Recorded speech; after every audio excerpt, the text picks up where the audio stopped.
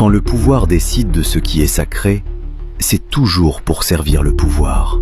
Vous comprenez maintenant ce qui s'est passé à Nicée? Ce n'était pas une recherche de la vérité. C'était une opération de contrôle. Constantin et ses évêques ont créé un Jésus officiel, un Jésus compatible avec l'Empire, un Jésus qui ne menacerait jamais l'ordre établi. Et pour y parvenir, ils ont dû éliminer tous les autres Jésus.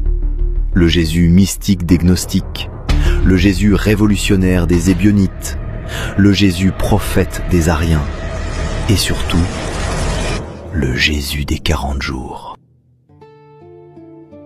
Après Nicée commence ce que les historiens appellent pudiquement l'uniformisation doctrinale.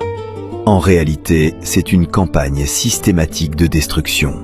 Des bibliothèques entières sont brûlées, des manuscrits sont confisqués, des moines qui refusent de se soumettre sont emprisonnés, des communautés chrétiennes dissidentes sont persécutées. L'évêque Athanase d'Alexandrie, le grand vainqueur de Nicée, envoie en 367 une lettre officielle, la 39e lettre festale, dans laquelle il liste exactement quels livres sont canoniques et lesquels sont interdits.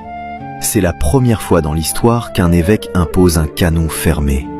27 livres pour le Nouveau Testament, pas un de plus, pas un de moins. Tous les autres, à détruire. À Alexandrie, en Égypte, des moines reçoivent cette lettre. Ils savent ce que cela signifie. Ils ont dans leur bibliothèque des dizaines de textes qui viennent d'être déclarés hérétiques. L'évangile de Thomas, l'évangile de Philippe, la sagesse de Jésus-Christ, le livre secret de Jean. Que faire? Certains obéissent, ils brûlent tout, mais d'autres refusent. Dans le monastère de Nag Hammadi, en Haute-Égypte, des moines prennent une décision extraordinaire.